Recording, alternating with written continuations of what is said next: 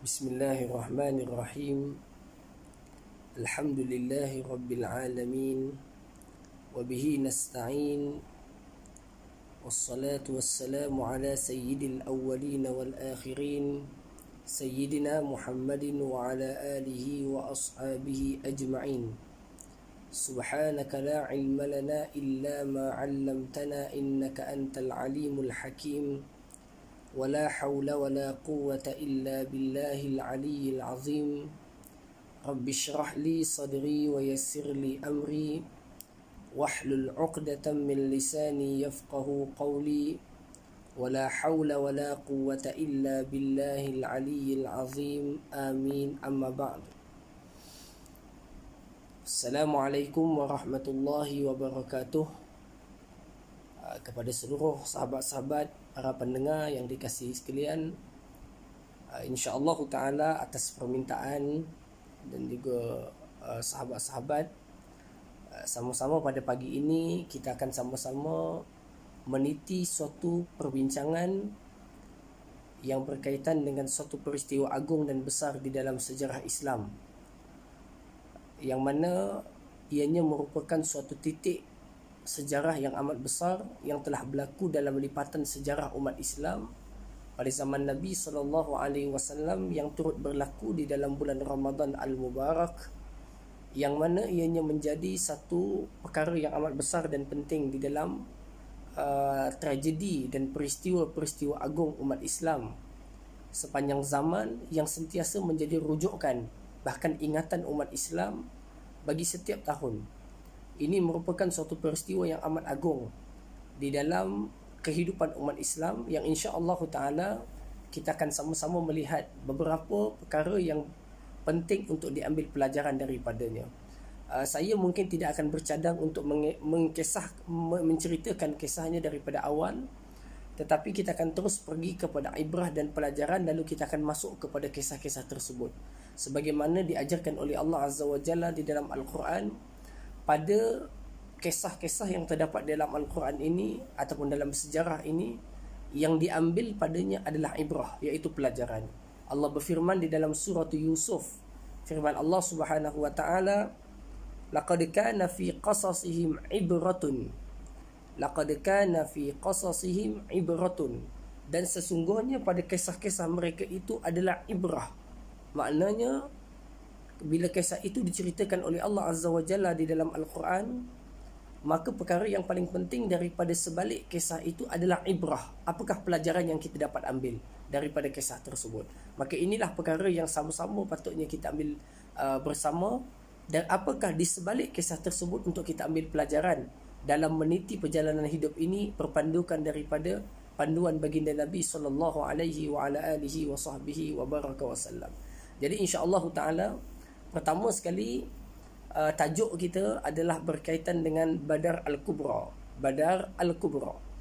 Soalannya adalah, mengapa disebut sebagai Badar Al-Kubra? Kenapa dinamakan Badar Al-Kubra?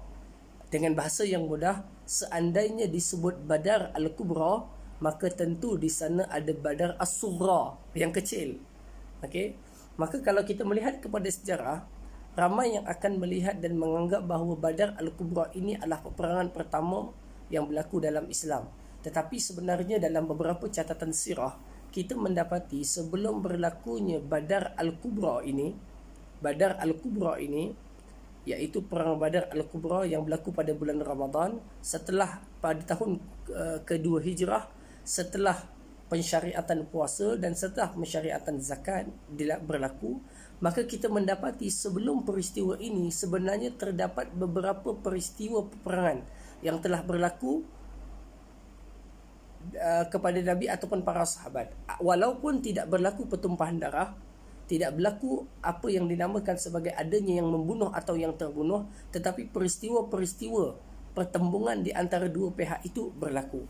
Maka sebelum berlakunya peperangan Badar Kubra, telah berlaku beberapa jenis peperangan yang kita katakan kecil, dan berlaku juga beberapa peristiwa yang berlaku di Badar, yang menjadikan Badar ini namakan Kubra kerana sebelumnya pernah berlaku satu peristiwa di Badar juga. Okey, di Badar juga, tetapi tidak berlaku sebarang pertumpahan darah. Maka sebab itulah di Badar pernah berlaku suatu peristiwa. Mereka datang buat kekacauan atau merampas harta, kemudian mereka cabut lari.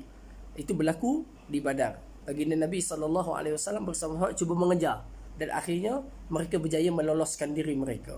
Maka setelah daripada itu, dalam tempoh beberapa lama, dalam bulan Ramadan, setelah pensyariatan puasa, setelah pensyariatan zakat, barulah peperangan Badar yang kedua ataupun yang disebut sebagai Badar Kubra ini berlaku.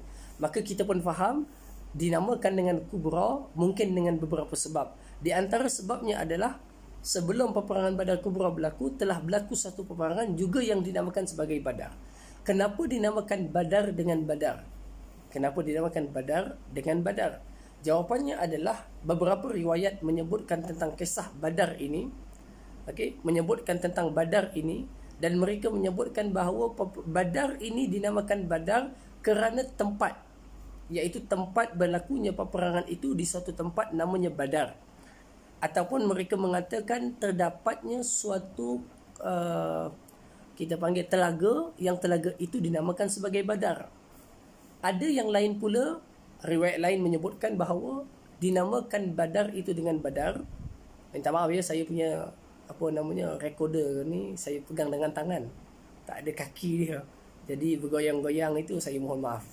Baik, jadi pertembungan peperangan Badar yang dinamakan Badar itu dengan Badar, pertamanya dinamakan nama tempat ataupun nama telaga yang terdapat di situ, dinamakan Badar. Ada yang kedua menyatakan bahawa tempat itu, tempat yang berlakunya peperangan adalah tempat yang dimiliki oleh seseorang yang bernama Badar.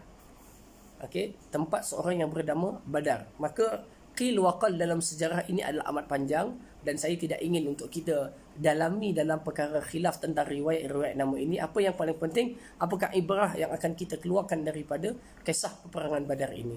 Para muslimin, para sahabat yang menonton bersama dalam video ini, kita akan terus pergi kepada beberapa poin penting dalam peristiwa peperangan Badar untuk kita lihat, subhanallah, satu perkara yang amat penting, yang pada saya ini sangat penting, iaitu peperangan yang boleh dianggap paling besar, paling utama, paling awal dan paling besar dalam sejarah Islam, yang dinamakan sebagai perang Badar. Sehingga kan Nabi SAW berdoa, ya Allah, kalaulah kumpulan ini dihancurkan, tidak akan ada siapa lagi yang akan menyembahmu ya Allah.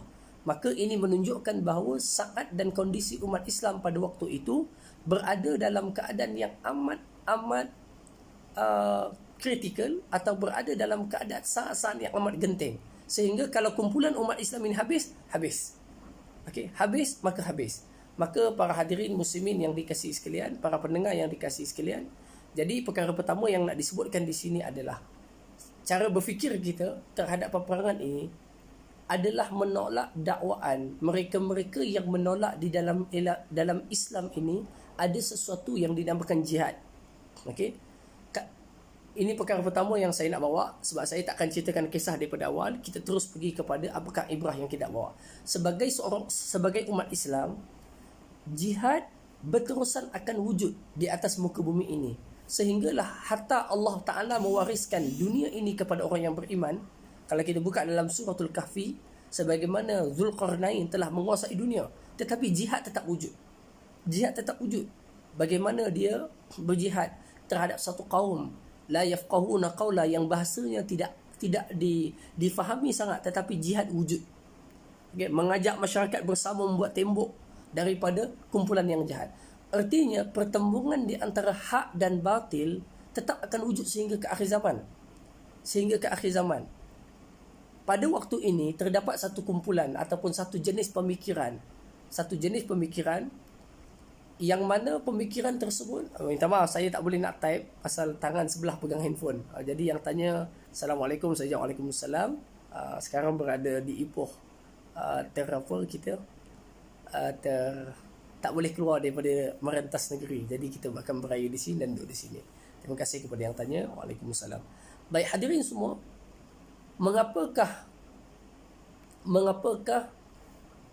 baginda Nabi SAW dalam peristiwa bulan Ramadan, Allah Azza wa Jalla menunjukkan bahawa Nabi itu sendiri berjihad ataupun berperang. Ini menunjukkan kita kena faham di sisi umat Islam bahawa pemikiran atau fikrah tentang jihad, peperangan, menentang kebatilan tetap akan wujud ataupun pasti akan ada.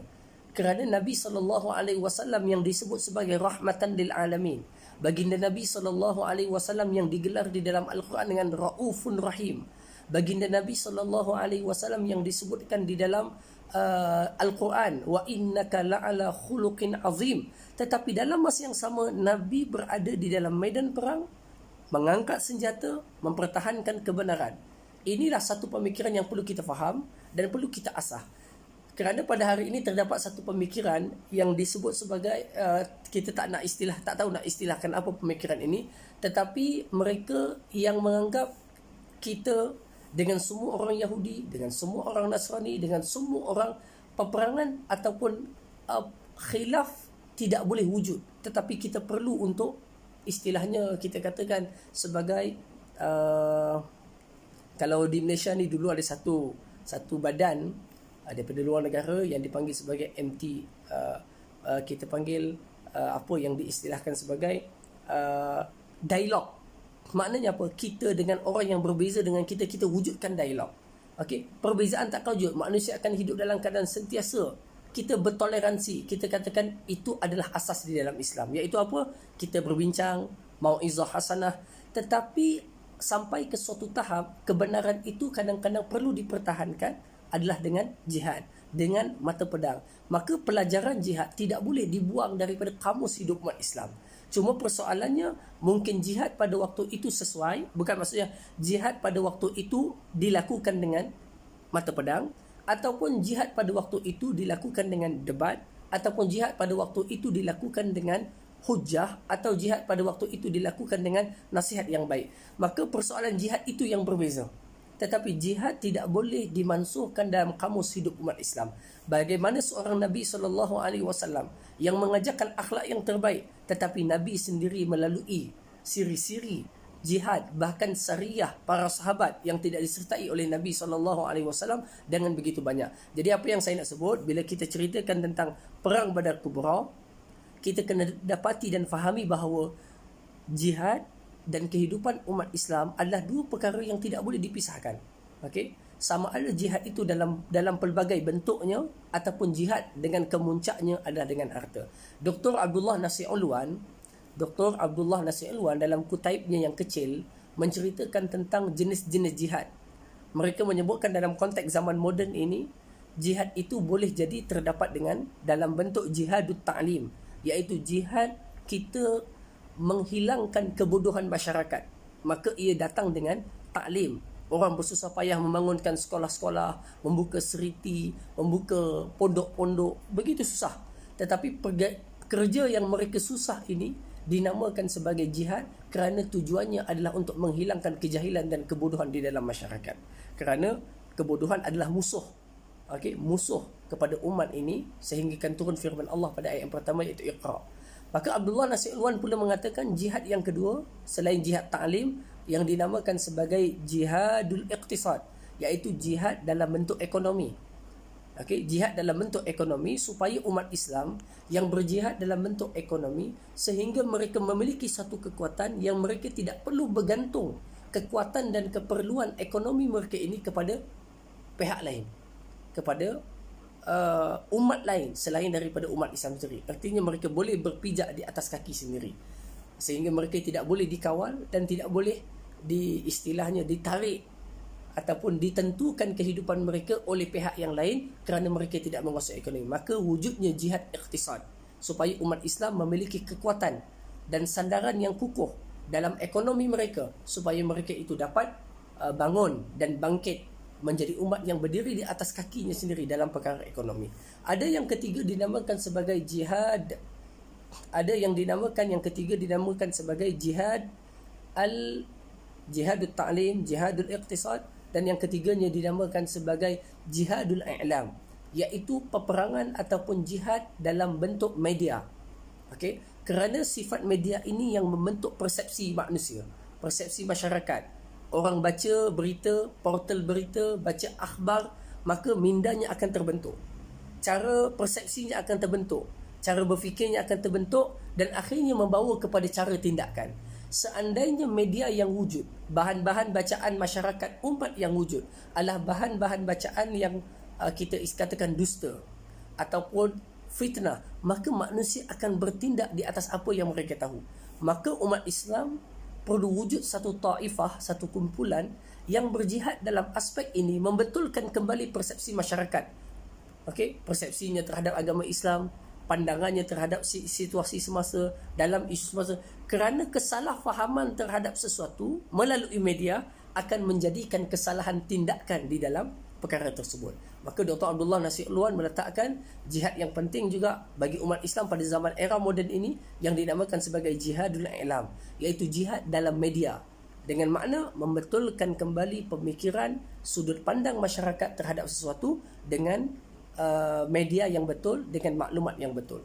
Kemudian disebutkan tadi ta'lim, iqtisad, jihadul ta'lim, jihadul iqtisad, kemudian jihadul i'lam, dan yang keempatnya adalah yang dipanggil sebagai jihad al-kitabah ataupun jihad penulisan. Artinya apa? Buku-buku atau catatan-catatan yang mesti diambil oleh umat Islam untuk memerangi musuh itu, terkadang dengan menggunakan yang dipanggil sebagai jihad atau panel. Baik hadirin semua, yang seterusnya adalah yang terakhir dinamakan sebagai jihad, minta maaf, yang keempat jihadus siasi, iaitu jihad politik. Minta maaf ya, jihad politik. Catatan termasuk dalam i'lam, dalam media. Jihadus siasi, jihad politik, artinya mengurus tadbir. Umat Islam perlu wujud dalam sistem pengurusan dan pentadbiran muka bumi ini supaya mereka tidak diyasus, tidak dikawal, bahkan mereka lah yang mengatur kehidupan manusia atau kehidupan umat. Kerana Allah Azza wa Jalla berfirman di dalam Al-Quran, kuntum khaira ummatin ukhrijat linnas, kamu adalah sebaik-baik umat yang dikeluarkan kepada manusia. Maknanya kita umat Islam yang patut mengawal bangsa-bangsa yang lain, mengawal umat-umat yang lain, bukan kita yang dikawal. Maka dengan kefahaman inilah umat Islam perlu berusaha bersungguh-sungguh supaya menjadi mereka itu pengawal, pentadbir, bukan mereka yang ditadbir. Okey, mereka yang ditadbir.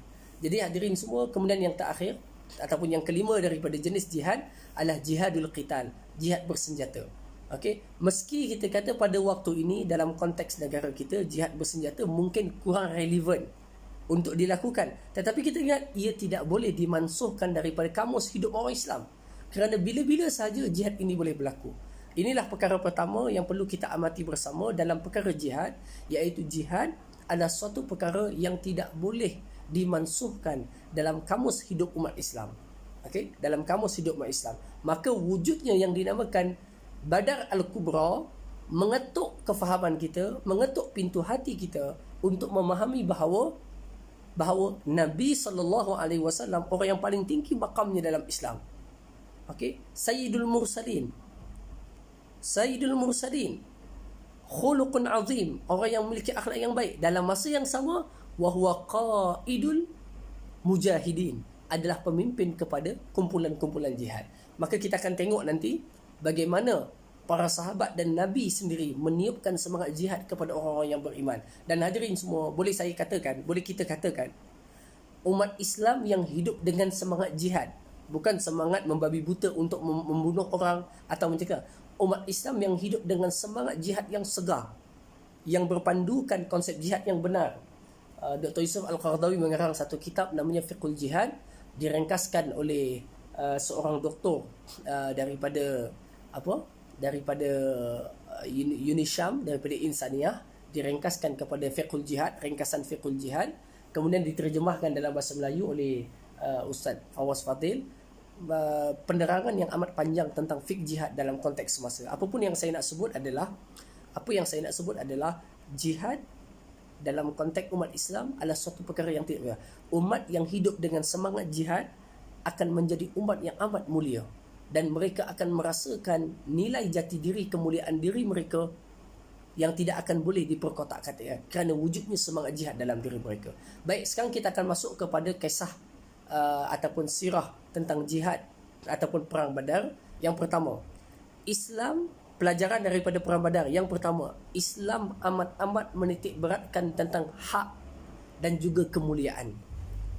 Buktinya tercetusnya peperangan Badar ini disebutkan dalam banyak riwayat, dan boleh saya katakan hampir banyak riwayat dalam sirah menceritakan bahawa Nabi SAW setelah mendapat berita ataupun dikhabarkan Abu Sufyan dan kafilah perdagangannya daripada Syam melalui suatu perjalanan yang memintas ataupun dekat dengan perjalanan Madinatul Munawwarah.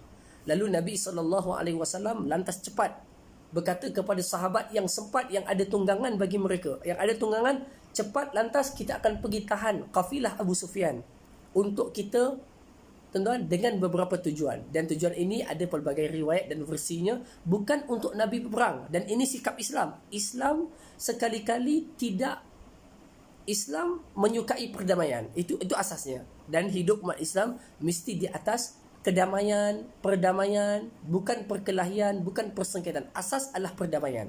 Okey? Asasnya adalah perdamaian. Dan Nabi SAW ingin menyekat kafilah Abu Sufyan bukan dengan tujuan untuk perang. Sekali-kali tidak.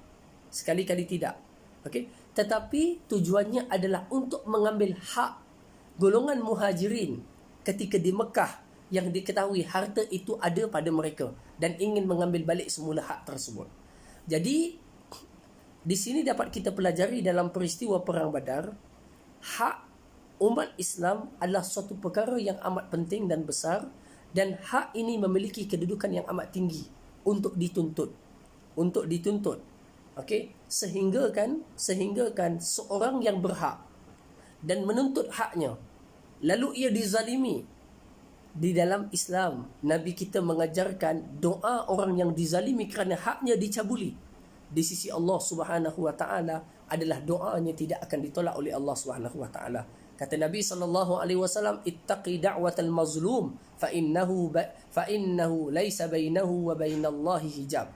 Takutilah kamu, berhati-hatilah, jagalah dengan doa orang-orang yang dizalimi. Kenapa? Kerana doa orang yang dizalimi itu di antara dia dengan Allah tidak ada hijabnya. Menunjukkan kepada kita hak adalah suatu perkara yang besar di sisi umat Islam. Hak. Maka menuntut kembali hak adalah suatu karamah, kemuliaan dan sikap jati diri umat Islam. Nabi SAW menunjukkan perkara ini dalam peristiwa baginda mengambil hak kembali golongan muhajirin dengan menahan kafilah Abu Sufyan yang nak melalui pesisiran ataupun dekat dengan Madinatul Munawwarah untuk dia kembali semula ke sana. Tetapi bila mana baginda cuba mengejar dengan bilangan umat Islam yang sempat Nabi kerahkan, bahkan Nabi kata mana yang dah ada kenderaan, yang dah siap, terus pergi, kita tak boleh lambat kerana rombongan akan terlepas. Maka mereka pun kejar cepat. Dikatakan bilangan yang pergi menyertai Nabi SAW yang cepat untuk ikut itu adalah sekitar 313 atau 314 orang. Okey, dengan niat dan tujuan bukan untuk perang, tetapi dengan niat dan tujuan untuk menyekat kafilah dan mengambil hak mereka kembali. Kalau ada pun perbezaan, maka perbezaan itu adalah perbezaan pada riwayat-riwayat menceritakan kisah tersebut. Lalu umat Islam pun keluar untuk menyekat kafilah tersebut. Maka perjalanan mereka ini dihidu oleh Abu Sufyan.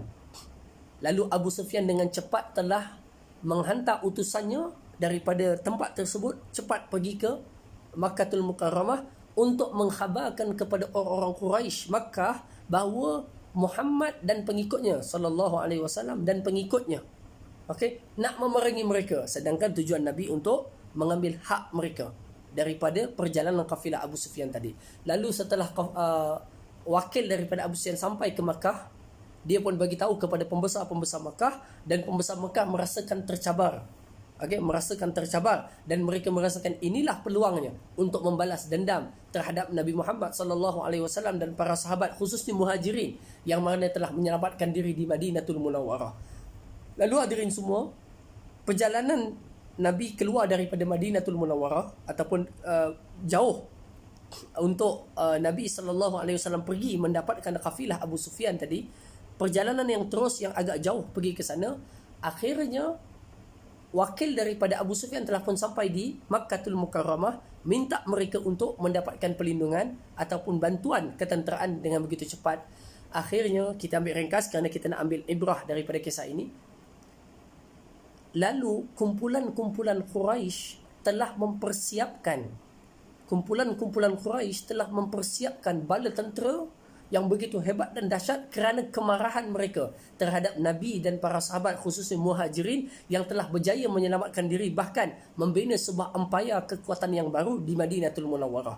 Lalu pembesar Mekah seperti Abu Jahal telah mengerahkan segala tokoh-tokoh, segala tentera untuk pergi memberikan bantuan kepada Abu Sufyan dalam menghadapi Nabi SAW, sedangkan Nabi bukan nak perang. Okey, sedangkan Nabi bukan mahu berperang. Itu perkara yang pertama. Yang kedua, kita dapat melihat pelajaran pertama apa dia? Islam sangat mempertahankan hak, dan Islam sangat berada di sisi orang yang dizalimi. Okey, di sisi orang yang dizalimi. Islam sangat mempertahankan diri mereka.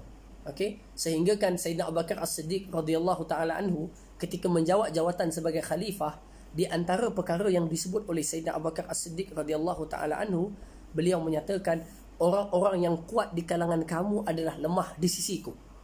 Okey, sampailah aku mengambil hak itu daripadanya. Maknanya kamu lemah, walaupun kamu orang besar, kamu orang kuat.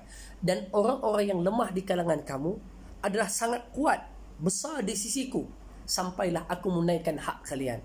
Inilah tuan-tuan kefahaman para sahabat dalam makna hak dan membela orang yang berhak.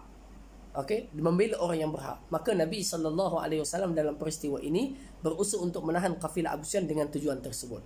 Perkara ataupun poin kedua dalam peristiwa peperangan Badar untuk kita lihat, ketika mana peperangan Badar nak tercetus, orang-orang musyrikin Mekah sudah mengambil satu sudut yang dekat dengan Madinatul Munawwarah. Okey, di satu tempat, dan tempat yang mereka ada itu boleh dikatakan tempat yang basah, yang baik. Dan para sahabat serta Nabi SAW ketika sampai di tempat tersebut, tempat yang ada diduduki oleh umat Islam, yang mana Sa'ad bin Mu'adh kalau tak silap pada waktu itu menawarkan kepada Nabi untuk membuka atau mendirikan kemah kepada Nabi untuk Nabi duduk di sana, dan Nabi boleh pergi selamatkan diri Nabi SAW andai berlaku sesuatu yang berkecamuk, lalu Nabi boleh balik dengan satu kabilah yang disiapkan untuk menyelamatkan Nabi SAW. Maka kemah dibuat oleh Nabi di tempat yang sedikit tinggi. Okey, tetapi jawapan kepada Nabi SAW adalah bukan untuk Nabi itu bersiap untuk patah balik. Okey, untuk patah balik ke sana. Itu kisah ini dicatatkan dalam kitab Nurul Yaqin pada sirah Nabi SAW. Hadirin semua, apa yang paling penting adalah pelajaran yang sangat besar. Yang pertama, kita sebut jihad adalah satu perkara yang tidak boleh dipisahkan daripada kamus umat Islam. Okey, walaupun zaman mereka hidup, zaman tidak berlakunya pertempuran atau peperangan. Yang kedua, jihad dengan maksud strategi peperangan itu merupakan suatu khid'ah, suatu tipu daya, suatu usaha yang memerlukan kepada kecerdikan akal. Ini perkara yang perlu kita tahu. Maknanya orang yang berada dalam peperangan, sama ada dalam konteks jihad siasi atau dalam konteks jihad iktisad atau dalam konteks apapun jihad, mereka perlu memiliki perancangan dan kelicikan, kerana tujuan daripada jihad itu adalah menguasai. Tujuan daripada jihad itu adalah menghilangkan kebatilan. Tujuan daripada jihad itu adalah liihqaqil haq, untuk merealisasikan kebenaran. Itu tujuan daripada jihad. Maka dalam peperangan Badar, ketika mana Nabi SAW nak mengambil satu sudut posisi ataupun tapak untuk berperang, okey, maka seorang sahabat Nabi SAW berkata kepada Nabi SAW, atau dinamakan sebagai Al-Hubab kalau tak silap dengan namanya Al-Hubab. Lalu Nabi SAW dikatakan kepada, ya Rasulullah, adakah mengambilnya kamu tempat di sudut ini merupakan wahyu daripada Allah Subhanahu Wa Taala ataupun sebagai suatu strategi peperangan atau pandangan sahaja? Tuan-tuan tengok, sahabat tanya kepada Nabi.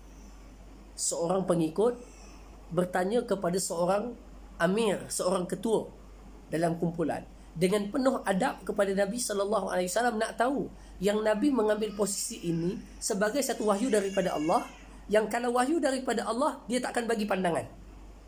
Dia tak akan bagi pandangan. Ini menunjukkan jati diri umat Islam pada waktu itu yang memiliki suatu keaslian, satu jati diri dan kefahaman yang amat mutlak. Selama perkara itu merupakan selama perkara itu merupakan kita panggil sebagai satu wahyu daripada Allah, okey, perintah daripada Allah, tak akan ada satu pun kritikan ataupun argue daripada umat Islam. Ini yang perlu kita belajar. Okey, Badar mengajarkan kepada kita ketaatan yang mutlak kepada Allah dan Rasul. Okey, ketaatan yang mutlak kepada Allah dan Rasul. Selama ini perintah Allah, taat. Perintah Rasulullah, taat. Wa ma kana qaulal mu'minina idza du'u ila Allah wa rasulihi illa ay yaqulu sami'na wa ata'na. Tidak ada bagi orang yang beriman apabila mereka diseru kepada Allah dan Rasul melainkan mereka sebut sami'na wa ata'na. Dalam ayat yang lain Allah Taala sebut dalam suratun Nur, kalau tak silap, Allah Azza wa Jalla menyebut ma kana lahumul khiyarah. Okey. Tidak boleh bagi orang yang beriman kepada Allah dan Rasul bila Allah memutuskan sesuatu, bila datang daripada wahyu, hukum daripada wahyu, keputusan daripada wahyu, mereka tidak ada pilihan yang kedua selepas itu. Okey, tidak ada. Kalau ia bersifat qat'iyatus subut, qat'iyatud dalalah, tetap dan pasti, maka tak ada apa-apa ruang bagi orang yang beriman. Sahabat ini, Al-Hubab, dikatakan namanya Al-Hubab, telah berkata kepada Nabi SAW, dia kata, ya Rasulullah, adakah mengambil tempat ini sebagai satu strategi peperangan ataupun sebagai wahyu daripada Tuhan? Kalau wahyu daripada Allah, aku tak nak berikan apa pandangan, cukup begini saja, ikut saja. Tetapi andai ini merupakan strategi dan ijtihad dan pandangan wahai Rasulullah, ingin aku kemukakan pandangan. Inilah pelajaran besar yang kita belajar daripada peristiwa ini. Apa dia? Seorang pengikut, seorang pengikut, mereka boleh memberikan pandangan terhadap ketua, terhadap ketua. Dan cara memberikan pandangan itu, cara mereka memberikan sesuatu itu adalah dengan cara yang penuh beradab. Dengan penuh beradab. Dan di sini kita boleh fahami, kalau Nabi seorang yang maksum juga diberikan pandangan oleh para sahabat, maka apatah lagi kita yang perlu mengamalkan konsep musyawarah, mengamalkan dalam suratul Ahzab, mengamalkan konsep syura, meminta pandangan pada waktu tersebut. Lalu Nabi SAW mengatakan tak, ini adalah satu strategi. Lalu sahabat Nabi SAW memberikan pandangan, mengatakan supaya kita berada di tempat yang terkedepan sikit.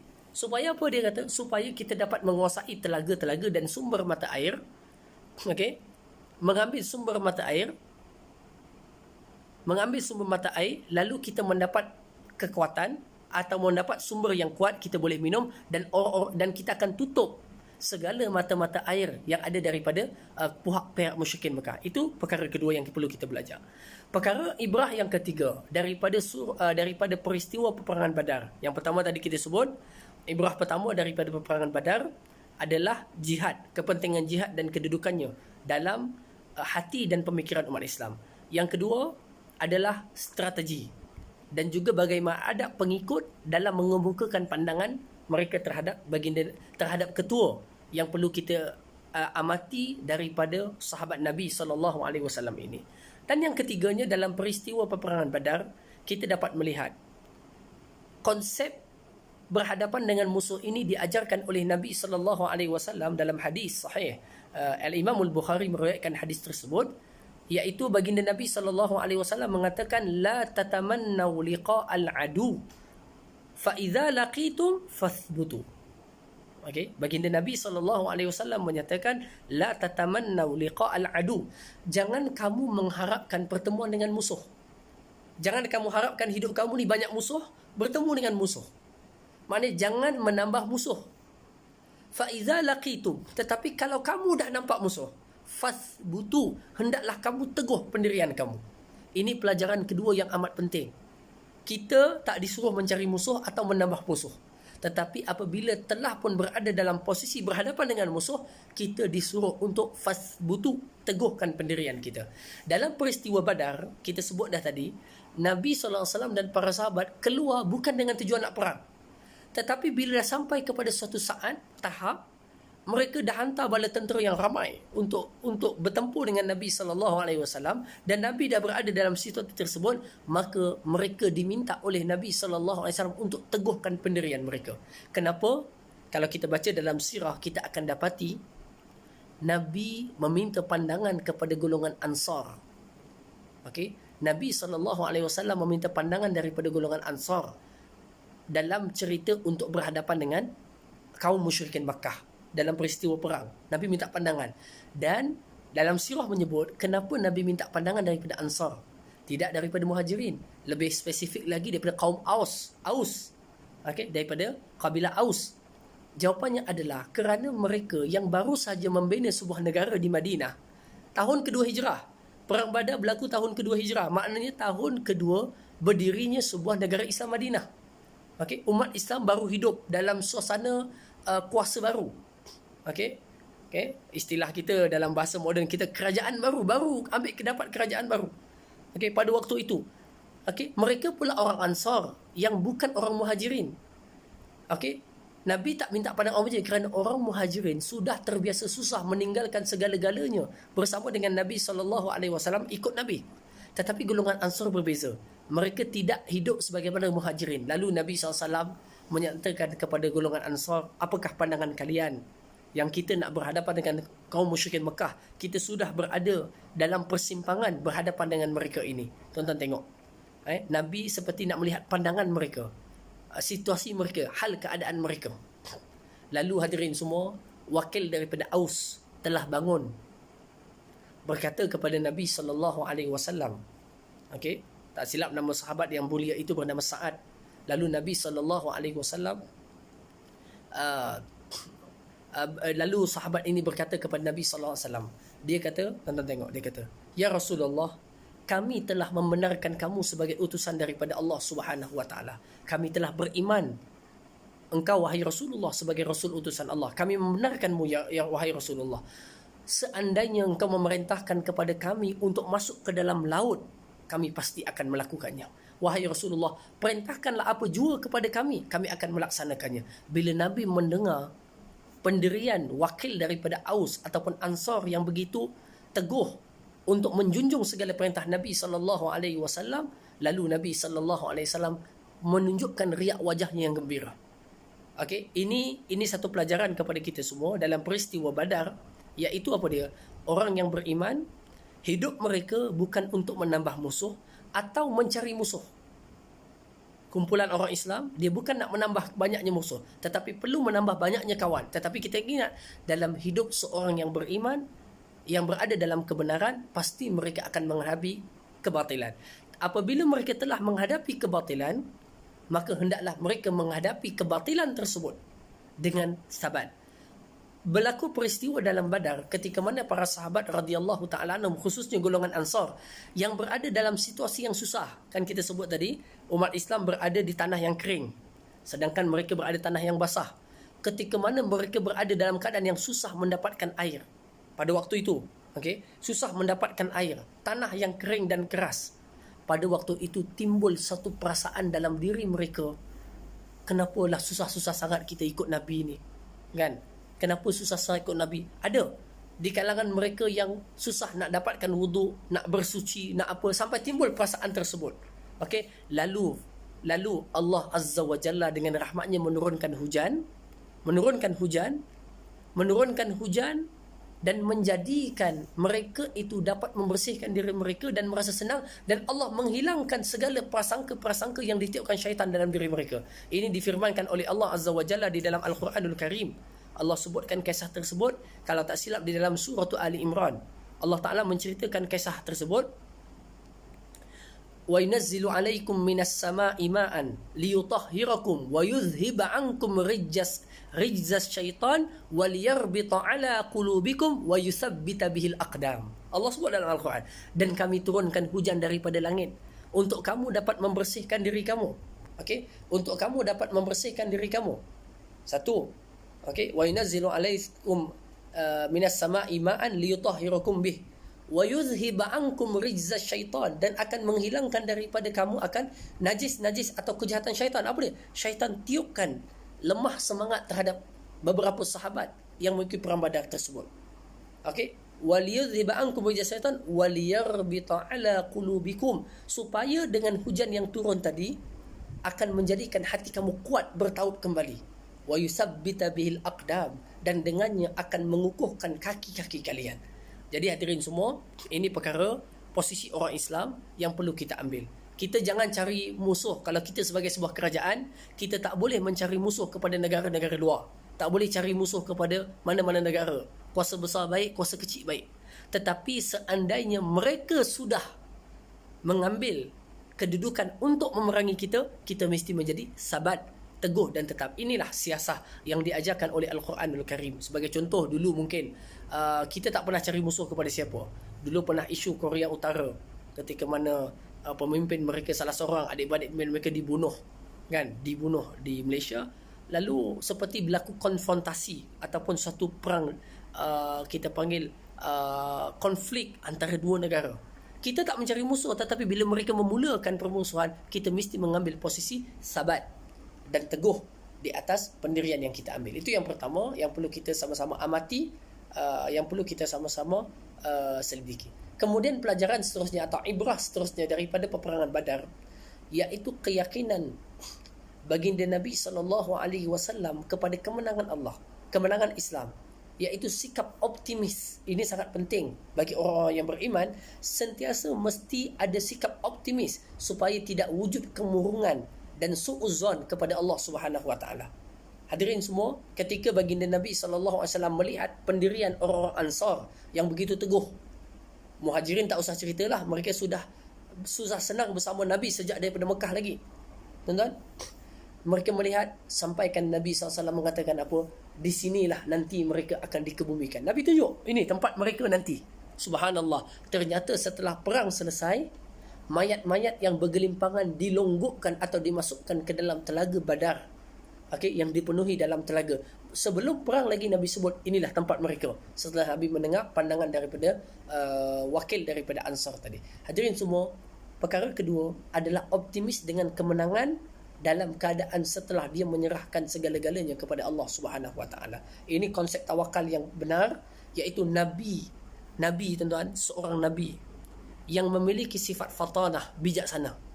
Nabi seorang Nabi, okey, yang diyakini tidak akan wafat ataupun meninggal dunia melainkan setelah risalah ini sempurna, kerana Nabi bertugas menyampaikan risalah. Tetapi Nabi SAW ketika mana tentera sudah disiapkan, Nabi masuk ke dalam kemah yang telah dibuat bersama dengan dua orang sahabat yang dekat dengan Nabi seperti Abu Bakar As-Siddiq radhiyallahu taala anhu. Nabi masuk, lalu Nabi berdoa kepada Allah Taala, mengangkat tangannya dengan bersungguh-sungguh kepada Allah Subhanahu Wa Taala, minta pertolongan, bantuan daripada Allah Azza wa Jalla dengan bersungguh-sungguh, sehingga riwayat menyebutkan rida yang dipakai oleh Nabi terjatuh kerana tingginya Nabi mengangkat tangan. Ya Allah, pohon dengan baik. Ada riwayat menyebutkan Abu Bakar As-Siddiq melihat, sehingga melihat putihnya lengan ataupun bahagian tangan Nabi, dalam tangan Nabi SAW, kan, putih kerana tingginya Nabi mengangkat tangan dan bersungguhnya Nabi, sehingga kan Abu Bakar menyatakan, ya Rasulullah, cukuplah, Allah Ta'ala tidak akan menghampakan, lebih kurang bahasanya begitu. Hadirin semua, Nabi pun keluar daripada khemah tersebut. Lalu Nabi menyebutkan, sayuh zamul jam'u wa yuwalluna dubur. Kumpulan-kumpulan itu akan dikalahkan dan mereka akan berpatah balik ke belakang. Ini menunjukkan Nabi optimis sebagai suatu petanda daripada Allah Azza wa Jalla, kemenangan akan berpihak kepada umat Islam. Hadirin semua, itu pelajaran yang seterusnya. Pelajaran yang amat penting juga, umat Islam mesti berada dalam keadaan siap siaga pada bila-bila masa. Pada bila-bila masa yang kita tak tahu peperangan akan berlaku bila. Okey, tuan-tuan, perkara yang bahaya pada zaman ini apabila ada usaha-usaha yang pertama menghilangkan makna jihad daripada diri orang Islam. Okey, sebagai contoh, mereka menggunakan slogan rahmatan lil alamin. Rahmatan lil alamin, kasih sayang, seolah-olah hidup ini dengan makna rahmat tidak akan ada boleh istilah yang dinamakan jihad. Jangan, itu kekasaran. Subhanallah, Nabi kita yang digelar sebagai rahmatun muhdah, rahmat yang dihadiahkan, rahmatan lil alamin, Nabi sendiri berada dalam situasi jihad, perang, menyusun saf peperangan. Bagaimana orang yang mendakwa dengan istilah rahmatan lil alamin, seolah-olah kita hidup di atas dunia ini sepanjang zaman, sepanjang masa dengan makna rahmah. Tidak boleh ada yang dinamakan sebagai pertempuran, jihad. Bahkan fikrah jihad ini seperti seolah-olah disebut sebagai satu fitrah zaman dulu, kuno, kulun. Hari ini kita kena dialog. Kita tak katakan dialog itu satu perkara yang buruk. Dialog adalah perkara yang baik. Berbincang perkara yang baik. Tetapi bila situasi perlu dengan jihad, perlu dengan kekuatan, perlu dengan persenjataan, itulah perkara yang paling hikmah pada waktu tersebut. Jadi kita tak nafikan memang di zaman ini ada satu pemikiran, satu pemahaman yang nak memisahkan kehidupan orang Islam daripada semangat jihad. Ini bahaya. Ini bahaya. Dan bukan kita pula nak mengajak orang Islam suka bergaduh, tak juga. Okey, tetapi semangat jihad itu perlu sentiasa wujud. Subhanallah, Nabi dan para sahabat adalah generasi yang terbaik dan tak ada generasi yang lebih baik daripada generasi mereka. Tonton tengok bagaimana para sahabat diajarkan dengan akidah yang hebat. Ketika mana Nabi dah persiapkan para sahabat, Nabi katakan kepada para sahabat, perginya kamu ini, andai ada di kalangan kamu yang terbunuh dan mati. Tengok, ini dalam perkataan Nabi dalam perang Badar. Nabi kata, andai ada di kalangan kamu yang terbunuh dalam peperangan ini, sabar muhtasiban, mengharapkan pahala daripada Allah Azza wa Jalla, maka baginya adalah syurga. Tetapi barang siapa waman qatala qatilan falahu salabu, ataupun fa'alaihi salabu, atau kama qala sallallahu alaihi wasallam. Nabi kata, tetapi siapa yang berjaya membunuh musuh, dia tak dibunuh, dia membunuh, maka dia boleh mengambil salab. Salab ini maknanya apa? Harta yang ada pada orang yang dibunuh. Maknanya kalau kita bunuh orang, ini dibincangkan dalam fiqh Islam, kalau kita bunuh orang, dekat diri orang tu ada contohnya ada senjata, ada baju besi, ada kantong, ada perkara yang topeng, ada kita panggil apa, penutup kepala, kita boleh ambil halal, diberikan oleh Nabi sallallahu alaihi wasallam, dihalalkan dalam syariat Islam. Hadirin semua, disebutkan oleh Nabi sallallahu alaihi wasallam tentang kisah ini. Nabi kata, siapa yang terbunuh dalam peperangan ini, Nabi berikan semangat kepada orang Islam, siapa yang terbunuh di kalangan kamu, kamu sabar muhtasiban, kamu masuk syurga. Siapa di kalangan kamu pula yang membunuh, siapa di kalangan kamu yang membunuh, maka dia boleh ambil salab. Salab ni maknanya harta yang ada pada diri mereka. Seorang sahabat, subhanallah, waktu tengah makan kurma, dia dengar perkataan daripada Nabi sallallahu alaihi wasallam ini, lalu dia katakan, syurga, dia kata, aku tak nak melambatkan, aku nak mendapatkan syurga dengan makan kurma ini. Lalu pun dia campak. Dan kalau riwayat lain menyebutkan bakhin. Dia katakan, kenapa bakhin? Dia kata, kenapa apa sebut bakhin? Dia kata, dengan maknanya, aku tak nak lambat mendapatkan syurga hanya sekadar dengan makan kurma. Maknanya dia tak nak dapatkan syurga yang lambat mendapatkan syurga, iaitu jihad fisabilillah, hanya dengan makan kurma. Kita boleh lihat bagaimana akidah para sahabat terhadap kecintaan mereka kepada syurga dan takut mereka kepada neraka. Allah Azza wa Jalla menjadikan tertolaknya mereka untuk cinta kepada kematian. Bahkan hadirin semua, saya ingatkan diri saya dan ingatkan kepada semua orang Islam, umat Islam akan terus berada dalam keadaan yang amat mulia, dipandang mulia, dipandang tinggi, apabila dalam diri mereka ini, apabila dalam diri mereka ini terdapat yang dinamakan sebagai semangat cintakan mati syahid. Allahu Akbar. Yang ni nak dipupuk kembali. Nabi SAW sebut dalam hadis yang saya rasa masyhur sekali. Nabi SAW kata, wa yaqzifu alaikumul wahan, kamu dicampakkan dengan penyakit wahan. Apa itu wahan? Hubbud dunya wa karahiyatul maut. Cintakan terhadap dunia sehingga takut untuk berpisah dengan dunia, atau khawatirkan terhadap dunia. Okay? Takutkan terhadap dunia, dalam masa yang sama kamu sangat benci kepada kematian. Jadi sikap takut kepada mati menjadikan kita akan lemah. Tetapi para sahabat, orang yang amat cintakan kepada kematian yang benar untuk masuk ke dalam syurga, dalam masa yang sama mereka berusaha dengan baik di atas dunia ini. Tuan-tuan boleh ambil perkataan ini dengan mudah dalam perkataan Umar Al-Khattab radhiyallahu taala anhu, ataupun perkataan sahabat yang diutuskan dalam peperangan Yarmouk kalau tak silap, ataupun Qadisiyah kalau tak silap, peperangan di Yarmouk pada waktu itu kalau tak silap.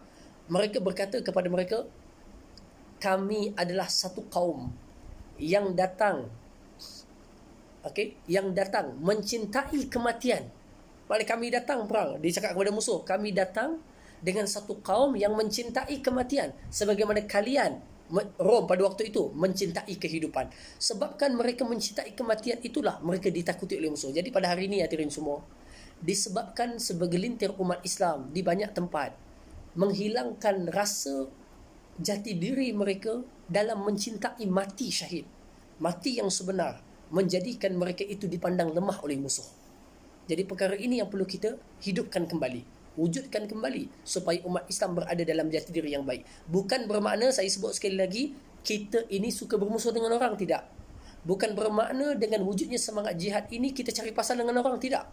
Tetapi semangat jihad ini menunjukkan andai ada mana-mana hak ataupun maruah yang dicabul, maka nyawa menjadi galang gantinya. Apatah lagi agama Allah dan Rasul yang menjadi sebab untuk dipertahankan. Baik, pelajaran yang seterusnya daripada peperangan Badar, yang terakhir kita sebut apa dia? Pergantungan dan keyakinan yang tinggi kepada Allah Subhanahu wa taala. Hadirin yang saya kasih sekalian. Yang keempat, sahabat yang mendapat kemenangan daripada Badar dan pertolongan Allah daripada Badar adalah sahabat-sahabat yang dalam hatinya memiliki rasa cinta yang mendalam kepada Nabi sallallahu alaihi wasallam. Satu perasaan yang amat dalam kepada Nabi sallallahu alaihi wasallam. Tuan-tuan bayangkan, ketika peperangan tak lama lagi nak tercetus, Nabi menyusun saf umat Islam, saf ditegakkan.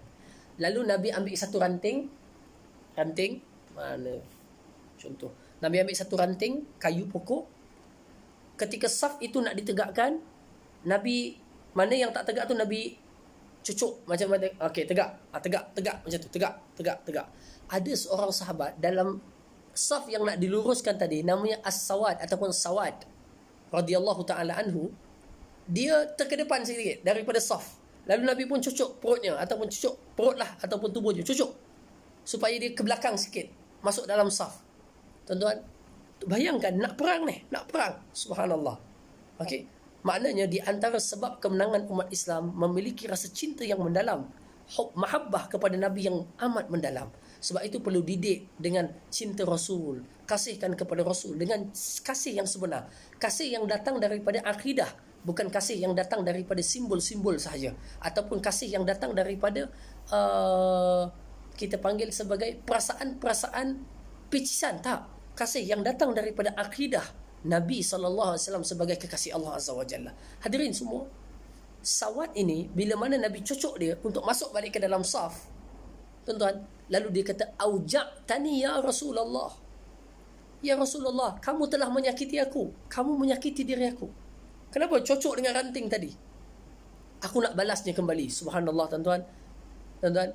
Nabi seorang yang amat berakhlak, amat lembut, amat kasih kepada orang yang beriman, sehingga digelar Raufun Rahim pada waktu itu.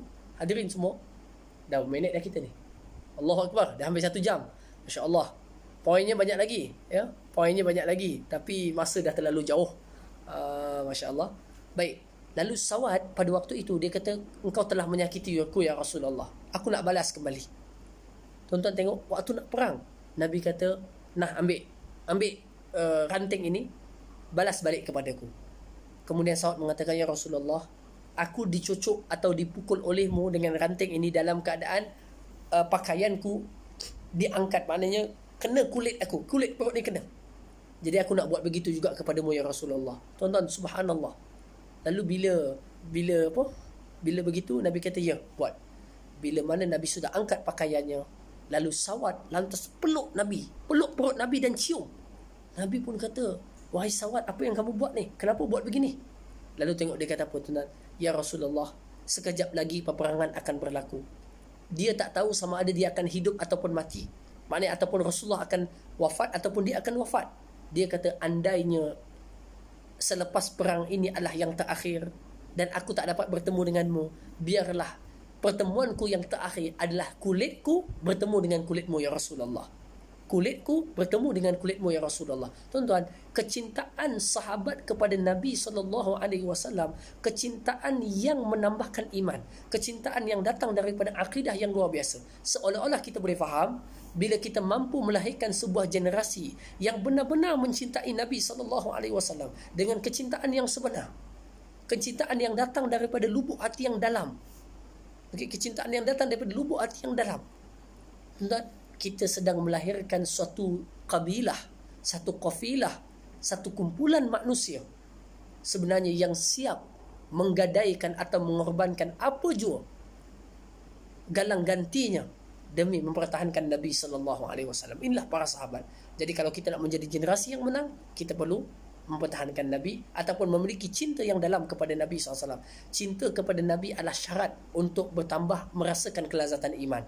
Syarat juga menjadi sebab untuk kita dimasukkan oleh Allah Azza wa Jalla ke dalam syurga. Nabi SAW menyebutkan al-mar'u ma'aman ahab wa anta ma'aman ahbabta. Seorang akan dikumpulkan di akhirat bersama siapa yang dicintainya. Kalau dicinta artis K-pop, dia dengan dia lah. Tetapi kalau dicintakan kepada Allah, cintakan kepada Rasul, di akhirat Allah dan Rasul akan bersama dengannya. Semoga Allah mengurniakan kepada kita seperti itu. Hadirin semua, sahabat-sahabat, kisah Badar dan Ibrah Badar ni kalau ikutkan panjang lagi, banyak lagi. Okey, ketika perang tercetus, bagaimana syaitan dirakamkan oleh Allah di dalam Al-Quran. Kisah Badar ni tuan-tuan ada dalam banyak surah, antaranya Ali Imran, antaranya Al-Anfal, antaranya At-Taubah kalau tak silap, dan antaranya Al-Hajj kalau tak silap. Jadi banyak kisah. Di antara perkara yang disebutkan oleh Allah ketika mana orang kafir nak datang, okey, wali penolong mereka adalah syaitan. Wa iz zayyana lahumusy syaitanu a'malahum. Kan? Kemudian ayat tersebut, wa qala la ghaliba lakumul yawma minallah wa inni jarul lakum. Itu disebutkan oleh syaitan. Syaitan berikan kekuatan kepada orang kafir, aku akan bantu kamu. Tuan-tuan, kisah dan ibrah selepas ini amat panjang dan banyak lagi sebenarnya. Tapi masa pun dah panjang, kan? Masa pun dah lalu panjang. Sahabat-sahabat pemuda difahamkan kacau bubur lambuk pula hari ni, kan? Jadi sahabat-sahabat yang mungkin ada aktiviti yang lain yang mungkin tak boleh nak ceritakan panjang lagi, apa yang saya nak sebut adalah syaitan ini di dunia dia banyak berhelah dan dia akan mengecewakan kita. Orang-orang kafir diberikan satu kita panggil apa? Sokongan padu oleh musuh. Syaitan kata apa? Wa inni jarul lakum. Aku akan pertahankan kamu. Jangan takut. Aku bersama kamu. Bila mana pertemuan berlaku, dia kata inni ara ma la tarawna inni akhafullah. Aku melihat apa yang kamu tak lihat. Okey, sesungguhnya aku amat takut kepada Allah. Syaitan takut kepada Allah Azza wa Jalla sebab dia nampak rombongan para malaikat Allah Azza wa Jalla yang amat besar. Jadi hadirin semua, ibrah dalam Badar ini sangat besar. Lalu layaklah Badar ini diingati pada setiap tahun dan kita keluarkan ibrah, izzah yang sangat besar yang terdapat dalam peperangan ini. Jadi mudah-mudahan Allah menjadikan kita semua dalam peristiwa perang ini kembalikan kembali semangat umat Islam dan jati diri umat Islam dengan jati dirinya yang benar. Saya sebut sekali lagi tuan-tuan, bila berbicara tentang jihad, berbicara tentang syahid, bukan bermakna kita adalah seorang ekstremis, seorang yang ganas, tak. Tetapi itu menunjukkan jati diri orang Islam yang mereka itu memiliki kemuliaan, yang kemuliaan Islam tidak akan boleh dipermainkan atau diperkotak-katikkan oleh mana-mana pihak. Okey, dan Allah dan Rasul perlu dijadikan kalimah yang tertinggi, litakuna kalimatullahi hiyal ulia. Wallahu subhanahu wa ta'ala. Saya mohon maaf kepada para asatizah kalau ada salah dan silap, boleh ditegur, boleh diberikan komen, dan pastinya saya yang fakir ini tidak terlepas daripada kesilapan dan kesalahan. Apa yang paling penting, ibrah dalam Badar banyak lagi di belakang. Kalau baca kisah tawanan Badar nanti pula Nabi cakap dengan orang yang dah meninggal dunia daripada kalangan Badar. Nabi kata, wajadna ma wa'ada rabbuna haqqan fahal wajadtum ma wa'ada rabbukum haqqan. Banyak lagi. Semua ibrah-ibrah itu sebenarnya menjadi satu pedoman dalam hidup kita. Jadi saya ucapkan terima kasih kepada penganjur dan kepada semua yang mendengar. Kalau ada salah dan silap, boleh tolong betulkan, boleh komen. Mudah-mudahan Allah menerima Ramadan kita dan Allah mengurniakan semangat Badar kepada kita semua, dan Allah Subhanahu wa taala mengurniakan dan menjadikan kita semua insya-Allah di kalangan mukminin as-sadiqin, dan kita pohon kepada Allah Azza wa Jalla kehidupan kita di atas muka bumi ini Allah jadikan kita benar-benar berada dalam acuan akidah yang benar, yang bersih, syariat yang benar-benar betul, dan kita semua berada di dalam satu posisi yang mudah-mudahan yang Allah Ta'ala suka kepada kita. Okey, tuan-tuan, doakanlah saya dan doakan kita semua. Kita tak tahu bagaimana hidayah ini boleh ada dan boleh tiada. Okey, sebab dalam kisah Badar sendiri telah menunjukkan Hamzah radhiyallahu taala anhu, seorang sahabat yang melihat mayat ayahnya dimasukkan ke dalam telaga Badar. Sedih dia. Dia kata ayahku ni orang baik apa semua. Nabi pun tengok dia. Ini menunjukkan bahawa ada di pada zaman Islam dalam pertempuran anak membunuh ayah ataupun ayah membunuh anak. Menunjukkan hidayah itu adalah suatu anugerah yang amat mahal dan Allah boleh palingkan kepada siapa yang dikendakinya. Jadi tuan-tuan doakan saya, sahabat-sahabat doakan saya supaya kita sentiasa berada dalam hidayah Allah Azza wa Jalla. Kita dikekalkan Allah dalam hidayah Islam dan kita dikekalkan di dalam Islam dan mati kita dalam Islam. Kerana itulah kemuliaan ataupun nilai yang paling tinggi dalam diri kita ini. Kalau kita memiliki segala-galanya, okey, kita ada harta yang banyak, pangkat yang tinggi, isteri yang ramai, anak-anak yang ramai, tetapi kita tak memiliki hidayah yang namanya Islam untuk Allah Ta'ala meredai kita, sebenarnya kita tak memiliki apa-apa. Kerana setiap perkara pengakhirannya adalah neraka, tidak ada apa kebaikan baginya. Tetapi setiap perkara yang pengakhirannya adalah syurga, itu adalah kejayaan baginya. Jadi kita pohon kepada Allah Azza wa Jalla hidayah dan segala nikmat-nikmat yang betul. Ya benar, manhaj akidah kita, akidah Asy'ariyah, Ahli Sunnah wal Jamaah yang benar, syariat kita, syariat fiqh yang jelas, dan akhlak kita dengan aliran tasawuf yang bersih, yang benar, jauh daripada sebarang penyelewengan. Dan inilah mudah-mudahan kita mati di atasnya. Allahumma amin. Aqulu qawli hadza wa astaghfirullahal azim li wa lakum. Wassalamualaikum warahmatullahi wabarakatuh. Subhanakallahumma bihamdik asyhadu an la ilaha illa anta astaghfiruka